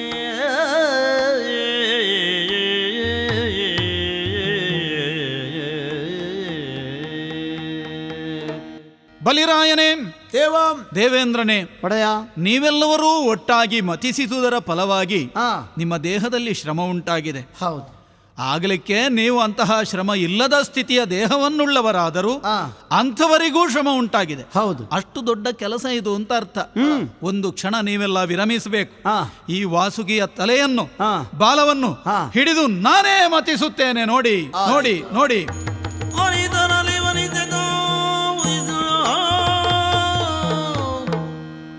ಈ ಪ್ರಪಂಚದ ಎಲ್ಲಾ ಸಂಪತ್ತಿನ ಮೂಲಸ್ಥಾನವೋ ಎನ್ನುವ ಹಾಗಿರುವಂತಹ ಹೆಣ್ಣೊಬ್ಬಳು ಉದ್ಭವಿಸಿ ಬಂದಿದ್ದಾಳೆ. ಹೌದು ಅಲ್ವೇ? ನೋಡಿ, ಬ್ರಹ್ಮಾದಿ ದೇವತೆ ಹೇಳ್ತಾ ಇದ್ದಾರೆ, ಹುಟ್ಟಿ ಬಂದಿರುವಂತಹ ಹೆಣ್ಣಿನ ಕೈಯಲ್ಲಿ ಮಾಲಿಕೆ ಒಂದನ್ನು ಕೊಟ್ಟು ಅವಳು ಯಾರನ್ನ ಮೆಚ್ಚುತ್ತಾಳೋ ಅವನ ಕೊರಳಿಗೆ ಹಾರಾರ್ಪಣೆ ಮಾಡಲಿ ಅಂತ ಹೇಳ್ತಾ ಇದ್ದಾರೆ. ಅಗೋ ಅಗೋ, ಮಹಾವಿಷ್ಣುವಿನ ಕೊರಳಿಗೆ ಹಾರಾರ್ಪಣೆ ಮಾಡ್ತಾ ಇದ್ದಾಳೆ. ಸರಿ, ಸಂಪತ್ತಿನ ಅಧಿಷ್ಠಾತ್ರ ದೇವತೆಯಾದಂತಹ ಲಕ್ಷ್ಮಿಯನ್ನು ನಾರಾಯಣನಿಗೆ ಒಪ್ಪಿಸಿದ್ದೇವೆ ನಾವೆಲ್ಲರೂ ಒಮ್ಮತದಿಂದ. ನನ್ನ ಸತಿಯಾಗಿ ನಾನು ಸ್ವೀಕರಿಸಿದವನಿದ್ದೇನೆ. ಆದೀತು ಪ್ರಭು. ಹಾಗೆ ಅಂತ ನಿಮ್ಮ ಶ್ರಮ ಎಲ್ಲ ನಿವಾರಣೆ ಆಯ್ತಲ್ಲ. ತೊಡಗಿ ಮತ್ತೆ ಅದು ಉಚ್ಚೈಶ್ರವ. ಇದು ನಮಗೆ ಬೇಕು. ಇದು ನಮ್ದಲ್ವಾ? ಇದು ತಾಡೇ ಇರಪ್ಪ. ಇದು ವಿಶಿಷ್ಟವಾದಂತಹ ಒಂದು ಕುದುರೆ ಅಲ್ವಾ? ನಿಮಗೆ ತಮಗೆ ಅಂತ ಹೇಳಿ ನೀವು ಜಗಳವಾಡಿಕೊಳ್ಳುವುದಲ್ಲ. ಮತ್ತೆ ಹೀಗೊಂದು ಪರಿಹಾರ ಮಾಡೋಣ. ಈ ಉಚ್ಚೈಷವ ಇರಬೇಕಾದದ್ದೆಲ್ಲಿ? ಮುಂದೆ ಬಲಿಯಾದ ನಿನಗೆ ಅಲ್ವಾ ದೇವಲೋಕದಕ್ಕೂದು. ಅದರಿಂದ ಇದು ದೇವಲೋಕದಲ್ಲಿದ್ರೆ ನಿನಗೆ ಅಲ್ವಾ? ದೇವಲೋಕಕ್ಕೆ ಹೋಗಲಿ. ಮತ್ತೆ ಮಥನ.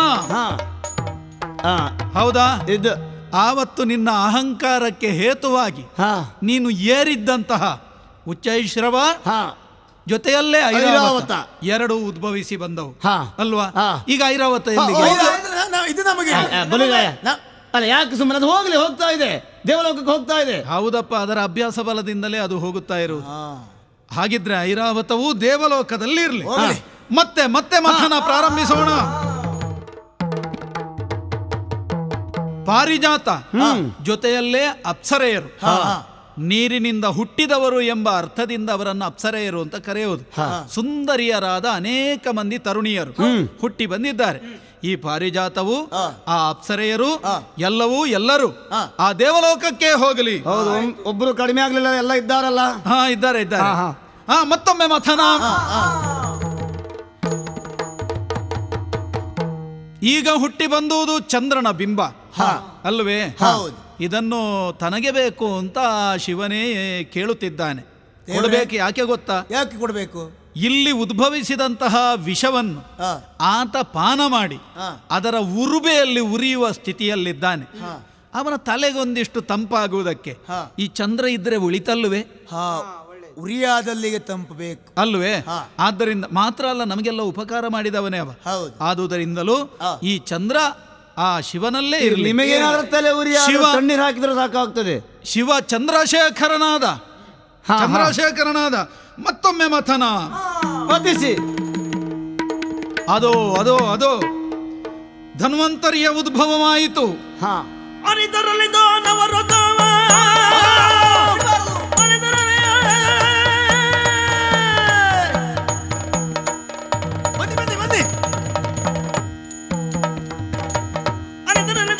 ಬರದಳು ಆರ್ಪಡಿಸುವಲೆ ತಮಗೆ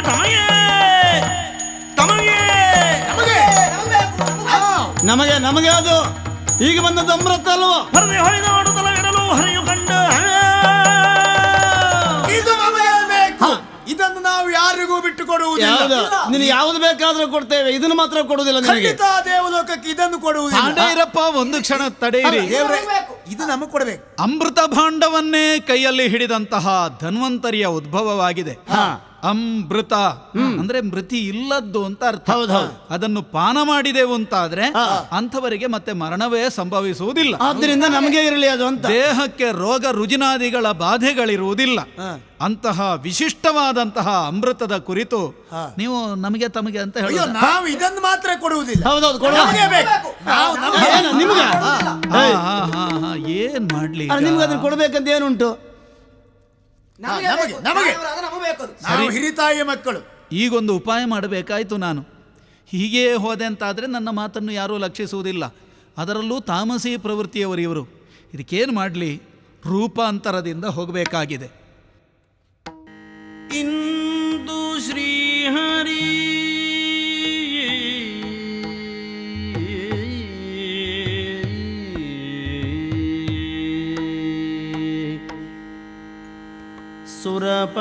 ಸುರಪಕ್ಷವಾಂತು ಜಗವಮೋಹಿಪ ರೂಪಿನಲಿ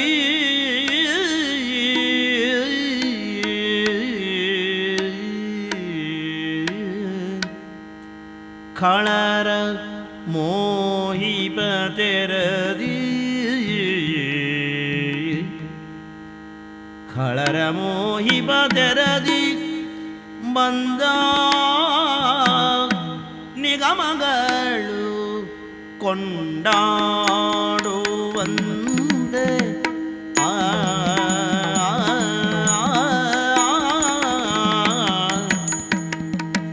ನಿಗಮಗಳು ಕೊಂಡಾಡುವ ಗಣಿತ ಜಗದ ದೇವನು ನೋಡುತ್ತ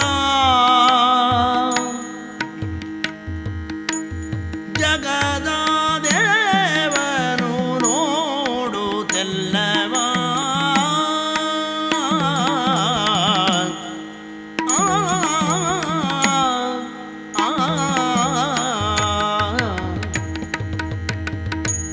ಒಗುಮೆಗೆಯ ಸ್ತ್ರೀ ರೂಪ ಧರಿಸಿ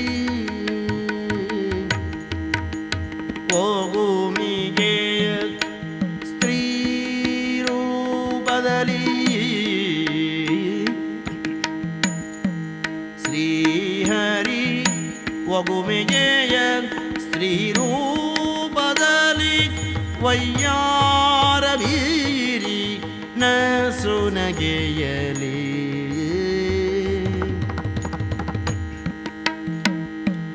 ವಯ್ಯಾರ ಬೀರಿ ನಸುನಗುತ್ತ ಓಲಾಡಿ ಓಲಾಡಿ ನಗೆಯಾಡಿ ಓಲಾಡಿ ನಗೆಯಾಡಿ ಮಂದಗಮನದಿ ಮಂದಗಮನದಿ ಮಂದಗಮನದಿ ಬಂದನು ಮಂದಗಮನದಿ ಬಂದಳು ಮಂದಗಮನದಿ ಬಂದಳು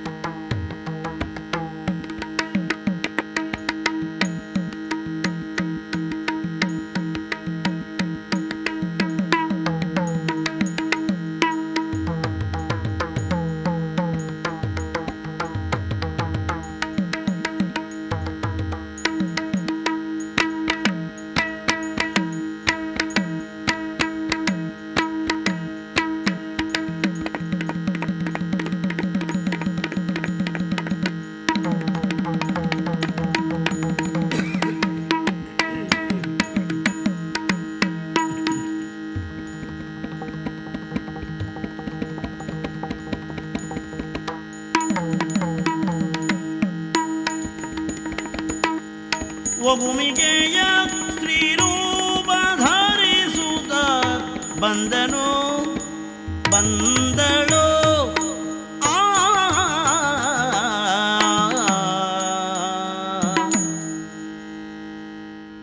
ನನಗೆ ತನಗೆನ್ನುವುದು ಹಾಗೆ ಆಡುತ್ತಾ ಕಾಮನೆಯೇ ಕಾರಣವಾಗಿ ಸ್ವರ್ಗೀಯ ಸಂಪತ್ತನ್ನು ಪಡೆಯಬೇಕು ಅಂತ ಹಂಬಲಿಸ್ತಿದ್ದಾರೆ. ಮಾತ್ರ ಅಲ್ಲ, ಅಮರತ್ವವನ್ನು ಪ್ರಾಪ್ತಿಸಿಕೊಳ್ಳುವ ಪ್ರಯತ್ನದಲ್ಲಿ ರಕ್ಕಸರಿದ್ದಾರೆ. ಈ ಹೊತ್ತಿಗೆ ಮಾಡಬೇಕಾದದ್ದೇನು? ಇವರನ್ನಷ್ಟೇ ಅಲ್ಲ, ಈ ಲೋಕವನ್ನೇ ನನ್ನೆಡೆಗೆ ಆಕರ್ಷಿಸಿಕೊಳ್ಳುವಂತಹ ಸುಂದರಿಯಾದಂತಹ ಒಬ್ಬಾಕೆ ಹೆಣ್ಣಿನ ರೂಪವನ್ನು ನಾನು ತಳೆಯಬೇಕು. ಮೋಹಿಸುವ ರೂಪ ಎಂಬುದರಿಂದಲೇ ಮೋಹಿನಿ ಎಂಬ ಹೆಸರನ್ನೂ ಅದಕ್ಕಿಡಬೇಕು.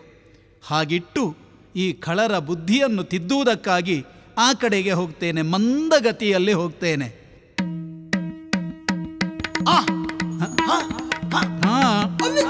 ಕಾಣುದಲ ಖಳರು ಅಬ್ಬಪ್ಪ ಷೋಡಶಿಯ ನಂದೂದು ಮತಿಗಂಧಗಾರ ಕವಿಯೇ ಹೊರಿಮಾಯವಿದೇನೆಂಬೆ ಎನ್ನ ನೋಡಲಿ ಈಕೆ ನನ್ನ ಕೂಡಲಿ ಎನ್ನ ನೋಡಲಿ ಈಕೆ ಎನ್ನ ಕೂಡಲಿ ಎನ್ನ ನೋಡಲಿ ನನ್ನನ್ನು ನೋಡಲಿ ನನ್ನ ಕೂಡಲಿ ಎನ್ನ ನೋಡಲಿ ಈಕೆ ಎನ್ನ ಕೂಡಲಿ ಕಾಪುಸುದೆಯು ಏಕೆ ನಮಗೆ ಕಾಪುಸುದೆಯು ಏಕೆ ನಮಗೆ ಬಾಸುರಾಂಗಿ ಸುರತಿ ಗೊದಗೆ ಆ ಬಾಸುರಾಂಗಿ ಸುರತಿ ಗೊದಗೆ ಸೊಗದಿ ಗಣಪ ನಿಂಗೆ ನಮಿಬೆ ದೇವ್ರೇ, ಸೊಗದಿ ಗಣಪ ನಿಂಗೆ ನಮಿಬೆ ಎನ್ನ ನೋಡಲಿ ಎನ್ನ ಕೂಡಲಿ ಎನಗೆ ಎನಗೆ ನೋಡಿ. ಅಬ್ಬಬ್ಬಾ, ಓ ನಮ್ಮವರೇ, ಈ ಕಡೆಯಲ್ಲಿ ನೋಡಿ, ಎಂತಹ ಚಂದದ ಹೆಣ್ಣು, ಯಾಹ ಏನು ಸೌಂದರ್ಯ, ಏನು ಸೊಬಗು, ಮಂದ ಗಮನಿಯಾಗಿ ಬರ್ತಾ ಇದ್ದಾಳೆ. ಇವಳು ಸಿಕ್ಕಿದ ಮೇಲೆ ಆ ಅಮೃತ ಯಾರಿಗೆ ಬೇಕು? ನಮಗೂ ಬೇಡ. ಅದನ್ನು ನಾವು ಇವತ್ತಿನಿಂದಲೇ ಬಿಟ್ಟೆವು. ದೇವತೆಗಳೇ, ನಮಗದು ಬೇಡ. ಎಲ್ಲ ಹೇಳ್ತಾ ಇದ್ದಾರೆ, ನಮ್ಮನ್ನು ನೋಡಲಿ ಅಂತ. ಬೇಕಾದ್ರೆ ಅವರನ್ನೇ ನೋಡಲಿ ಅವಳು, ಆದರೆ ನಮ್ಮನ್ನು ಕೂಡಲಿ ನಾವು ಒಂದು ಪ್ರಯತ್ನ ಮಾಡುವ. ಹೇಗೆ? ತಡೆಯಿರಪ್ಪ, ಯಾರೂ ಗಾಬರಿ ಆಗಬೇಡಿ. ಈ ಕಡೆಗೆ ಬಾರೆ, ಇಲ್ಲಿ ಬಾರೆ. ನಿನ್ನ ಹೆಸರೇನು? ಬಲಿ ಎಂದರೆ ನಾನೇ. ಬಲಿ, ಜಗದ್ವಿಖ್ಯಾತನಾದಂತಹ ಬಲಿ ನೀನೆಯೋ? ಶೋಣಿತದ ಒಡೆಯ. ಹೌದಪ್ಪ, ನಾನು ಚಂದ ಅಲ್ವೇನೆ? ಚಂದ ಮಾತ್ರ ಅಲ್ಲ, ನಿನ್ನ ನಡೆಯಿಂದಲೂ ನುಡಿಯಿಂದಲೂ ಅರ್ಥವಾಗುತ್ತದೆ. ನಿಜಾರ್ಥದಲ್ಲೂ ನೀನು ಬಲಿಯೇ. ಈ ಬಾರಿ ಅಂತೂ ಬಲಿಯೇ. ಹೌದಪ್ಪ, ಖಂಡಿತ. ಯಾಕಂದ್ರೆ ನಿನ್ನ ಆ ಅಟ್ಟಹಾಸದ ನಗು, ಅಂಗಸೌಷ್ಠವ, ಇದನ್ನೆಲ್ಲ ನೋಡುವಾಗ ಅರ್ಥ ಆಗುತ್ತದೆ. ನಿಮ್ಮ ಎಡಬಲದಲ್ಲಿರುವಂತಹ ಈ ರಕ್ಕಸರ ಸಂದೋಹ ಎಲ್ಲ ನಮ್ಮವ್ರೆ. ಒಬ್ಬೊಬ್ರು ಎಂತೆಂಥ ರೂಪ ಇದು. ಆ ರೂಪ ಆ ಕಡೆ ಇರ್ಲಿ, ನನ್ನನ್ನು ಸರಿಯಾಗಿ ನೋಡು. ಎಂತೆಂತಹ ರೂಪ. ಬಹಳ ಚಂದ ಇದ್ದೀರಪ್ಪ, ಎಲ್ಲರೂ ಬಹಳಷ್ಟು ಚಂದ ಇದ್ದೀರಿ. ನಾವು ದೇವತೆಗಳು ಈ ಕಡೆಯಲ್ಲಿದ್ದವರು. ನಾನು ಸುರೇಂದ್ರ. ದೇವತೆಗಳು ಚಂದ ಇದ್ದೀರಿ, ಆದ್ರೆ ಇವರಷ್ಟು ಅಲ್ಲ. ಹಾಗೆ ಇವರಷ್ಟಲ್ಲ. ಈಗ ನೀವು ಜಗಳಾಡುತ್ತಿರುವುದು ಏತಕ್ಕೆ ಅಂದ್ರೆ ನಾನು ನನಗಾಗಿ ಅಂತ, ನಮಗಾಗಿ, ನಮ್ಮವರ ಪರವಾಗಿ, ಅದಕ್ಕಿಂತಲೂ ನಿನಗಾಗಿ. ಏನಿದು ನಿಮ್ಮೋಳು ಬಲು ತರವಾದ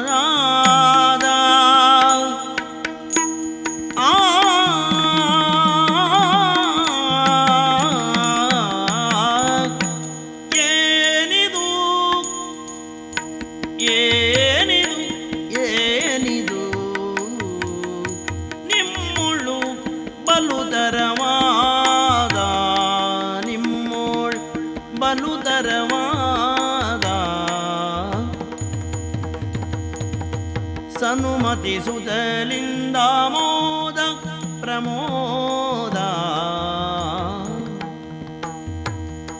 ಸನುಮತಿ ಸುತಲಿಂದ ಮೋದ ಪ್ರಮೋದ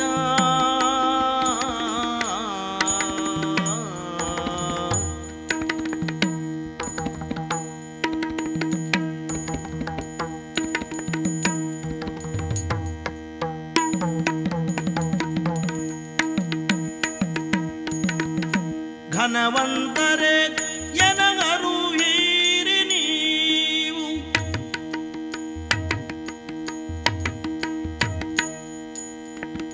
ಘನವಂತರೆ ಎನಗರು ಹೀರಿ ನೀವು ಇನಿ ಬರೆ ಬರದಲ್ಲಿ ನೀಡುವೆ ಮುದವ ಇನಿ ಬರೆ ಬರದಲ್ಲಿ ನೀಡುವೆ ಮುದವ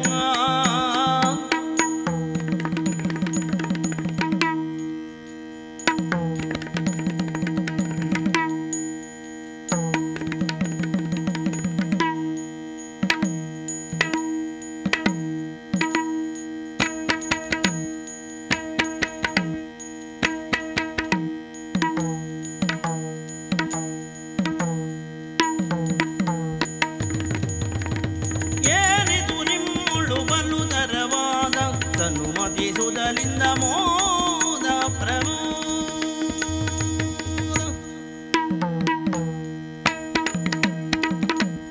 ಸುಂದರಿ, ಬಲಿರಾಯಂ. ನಮಗೆ ಬೇಕಾದದ್ದು ಈಗ ಅಮೃತ. ನಾವು ಕೇಳ್ತಾ ಇರೋದು ಅದನ್ನು ಮಾತ್ರ ಈಗ. ಅರ್ಥವಾಯಿತಪ್ಪ. ಹಾ, ಅಮೃತಕ್ಕಾಗಿ ಪರಸ್ಪರ ಕಚ್ಚಾಡಿ ಜಗಳಾಡುತ್ತಾ ಇದ್ದೀರಿ. ಅಲ್ಲ, ಅವ್ರು ಅಮೃತ ಕೊಟ್ಟರೆ ಗಲಾಟೆ ನಮ್ಮದಿಲ್ಲ ಈಗ. ಹಾ, ಸರಿ, ಹಾ, ಅದಕ್ಕೊಂದು ವ್ಯವಸ್ಥೆ ಆಗಬೇಕು ಅಷ್ಟೇ ಅಲ್ವಾ? ಹಾ. ಬಲಿಯೇ, ಓ ಅಮೃತ ಬೇಕು. ಬೇಕು, ಅದು ಬೇಕು. ಅಮೃತಪಾಯಿ ಆದಂತಹ ನಿನಗೆ ನಾನೂ ಬೇಕು. ನೀನು ಸಿಕ್ಕಿಬಿಟ್ರೆ ಹಾ, ಹಾಗಿದ್ರೆ ನಾನೂ ಸಿಗಬೇಕು ಅಂತಾದ್ರೆ, ಮಾತ್ರ ಅಲ್ಲ ನಿಮಗೆ ಸರಿಯಾಗಿ ಅಮೃತವೂ ಸಿಗಬೇಕು ಅಂತಾದ್ರೆ, ಅದರ ಸರಿಯಾದ ರುಚಿಗಾಣಬೇಕು ಅಂತಾದ್ರೆ ನಾನೊಂದು ಉಪಾಯ ಹೇಳ್ತೇನೆ. ಹೀಗೆ ಜಗಳಾಡಿದಿರಿ ಅಂತಾದ್ರೆ ಆ ಅಮೃತ ಭಾಂಡ ಒಡೆದು ಹೋದೀತು, ಯಾರಿಗೂ ಉಪಯೋಗಕ್ಕೆ ಬಾರದೆ ಹೋದೀತು. ಹಾಗಾಗ ಕೂಡದು. ಅದರ ಪರಮ ಪ್ರಯೋಜನವನ್ನು ನೀವೇ ಪಡೆಯಬೇಕು. ಹೌದು. ಹೀಗೆ ಮಾಡೋಣ. ಹೇಗೆ? ನೀವೆಲ್ಲವರು ಸಾಲು ಸಾಲಾಗಿ ಕುಳಿತಿರಬೇಕು, ಪಂಕ್ತಿಯಲ್ಲಿ ಕುಳಿತಿರಬೇಕು. ಅದರಲ್ಲೂ ಅಸುರರ ಪಂಗಡ ಒಂದು, ದೇವತೆಗಳ ಪಂಗಡ ಮತ್ತೊಂದು. ಈ ಎರಡು ಪಂಗಡಕ್ಕೂ ನಾನು ನಿಮಗೆ ಅದನ್ನು ಮುಖ್ಯವಾಗಿ ನೋಟ ಇಟ್ಟುಕೊಂಡು ಬಡಿಸ್ತೇನೆ. ನೀವು ಗಾಬರಿ ಆಗಬೇಡಿಯಪ್ಪ. ಮೊದಲು ದೇವತೆಗಳಿಗೆ ಬಡಿಸುವುದು. ಯಾಕೆ? ಅಮೃತ ಭಾಂಡದ ಮೇಲ್ಪದರದಲ್ಲಿ ಇರುವಂತಹ ತೆಳುವಾದಂತಹ ಅಮೃತ ಮಾತ್ರ ಅವರಿಗೆ ಸಿಗುವುದು. ಮೇಲೆ ಇರುವುದು ತೆಳು. ಹಾ, ಅಡಿಭಾಗದಲ್ಲಿ ಸ್ವಲ್ಪ ಗಟ್ಟಿ. ಅದು ನಿಮಗೆ ನಮಗಟ್ಟಿ ಆದೀತಲ್ಲ. ಆದುದರಿಂದ ಈ ಅಮೃತವನ್ನು ಬಡಿಸಿ ಹಂಚುವುದು ಅದು ನನ್ನ ಕೆಲಸ. ಹೌದಲ್ಲ? ಪಂಕ್ತಿಯಲ್ಲಿ ಕೂತ್ಕೊಳ್ಬೇಕು, ಜಗಳ ಆಡುವುದಲ್ಲ. ಎಲ್ಲರೂ ಸಿದ್ಧರಾಗಿ. ಶ್ರೀಹರಿ ಮಾಯಗದಿ ಖಳರಮತಿಗೆ ಅಂಧಕಾರ ಕವಿಯ ನಯನೆ ಪೀಯೂಷವನು ದೇವತಾನಿಕರಗೆ ತಾಮಾಡದುಣಿಸುತ್ತಿರಲು ಅದ ನೋಡಿ ಜಾಣ ಸ್ವರ್ಭಾನು ಏನಿದು ಅಂತ ಅರ್ಥ ಆಯಿತು ನನಗೆ. ಏನೇ ಆದರೂ ಈ ನರಿ ಬುದ್ಧಿಯ ದೇವತೆಗಳು ನಮಗೆ ಮೋಸ ಮಾಡದೇ ಇರುವುದಕ್ಕೆ ಸಾಧ್ಯವೇ ಇಲ್ಲ. ಇವರಿಗೆ ಸರಿಯಾದ ಬುದ್ಧಿ ಕಲಿಸಬೇಕು ಅಂತಾದರೆ ಅದಕ್ಕೆ ನಾನೇ ಆಗಬೇಕು. ಸ್ವರ್ಭಾನುವಾದಂತಹ ನಾನು ಆ ದೇವತೆಗಳ ರೂಪವನ್ನು ಧರಿಸಿ ಅವರ ಪಂಕ್ತಿಯಲ್ಲಿ ಹೋಗಿ ಕುಳಿತುಕೊಳ್ತೇನೆ. ನೋಡೋಣ. ಅದೇನು ಸೂರ್ಯಚಂದ್ರರ ಸೂಚನೆ? ದೇವ ಪಂಕ್ತಿಯಲ್ಲಿ ರಕ್ಕಸರಿದ್ದಾರೆ. ಎಲ್ಲಿ ಸುದರ್ಶನ?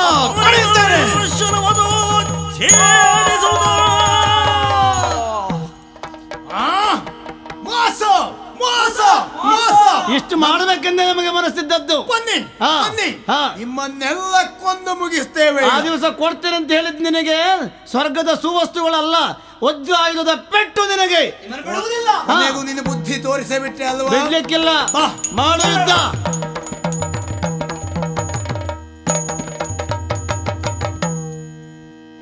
ಇಂದ್ರಂ ಪರಮಾತ್ಮ.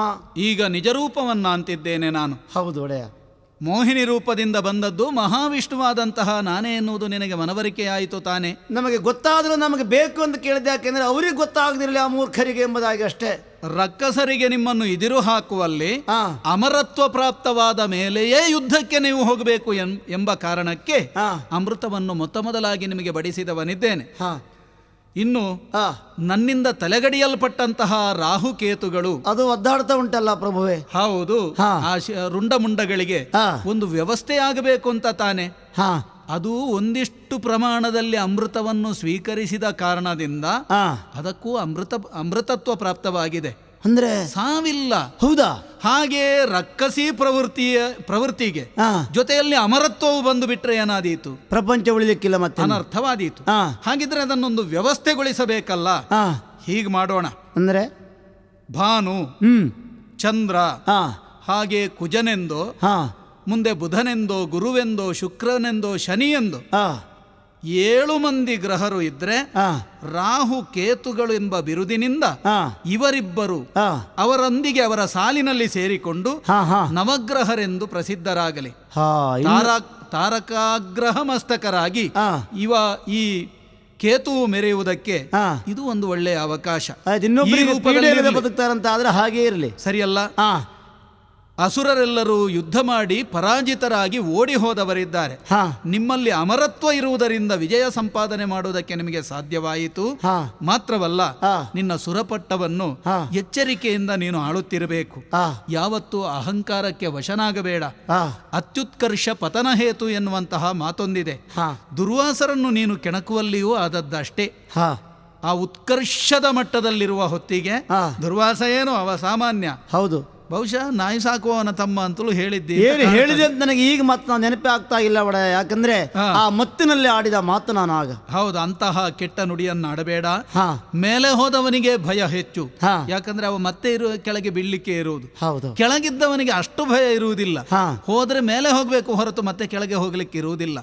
ಆದುದರಿಂದ ಈ ಎಚ್ಚರಿಕೆಯಿಂದ ಈ ಪ್ರಪಂಚದ ಶಿರಸ್ಸಿನ ಸ್ಥಾನದಲ್ಲಿರುವಂತಹ ತ್ರಿವಿಷ್ಟಪ ಗದ್ದುಗೆಯನ್ನೇರಿ ಲೋಕದ ಕ್ಷೇಮವನ್ನು ಲಕ್ಷಿಸಿ ಆಳ್ವಿಕೆಯನ್ನು ನಡೆಸುತ್ತಾ ಇರು.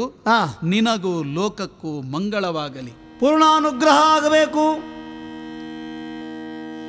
ಮಂಗಲ ಜಯ ಜಯ ಜಗದಾಧಾರಗೆ ಮಂಗಲ ಮೋಹನಗೆ ಮಂಗಲ ಜಯ ಜಯ ಮೋಹನ ರೂಪಗೆ ಮಂಗಲ ಪಾಡಿದರು ಮಂಗಲ ಪಾಡಿದರು ಮಂಗಲ ಜಯ ಜಯ ಹತ್ತಾವತಾರಗೆ ಮಂಗಲ ಜಯ ಜಯ ನಗಧರಗೆ ಮಂಗಲ ಜಯ ಜಯ ವಾಮನ ರೂಪಗೆ ಮಂಗಲ ಜಯ ಜಯ ಪದುಮನಾಭನಿಗೆ ಮಂಗಲ ಪಾಡಿದರು ಮಂಗಲೆಯರು ಮಂಗಲ ಪಾಡಿದರು. ಆದಿದೇವ ಸಕಲೋಗಮ ವಂದಿತಯಾದವ ಕುಲ ಮೋಹನ ರೂಪ ವೇದೋದ್ಧಾರಕ ತಿರುಪತಿ ವೆಂಕಟ ವೇಣುನಾಥ ಪ್ರಿಯ ನಮೋ ನಮೋ ನಾರಾಯಣ ತೇ ನಮೋ ನಮೋ ನಾರದ ಸನ್ನುತ ನಮೋ ನಮೋ. ಮಂಗಲಂ ಭಗವಾನ್ ವಿಷ್ಣು ಮಂಗಲಂ ಮಧುಸೂದನ ಮಂಗಲಂ ದೇವಕಿ ಪುತ್ರೋ ಮಂಗಲಂ ಗರುಡಧ್ವಜ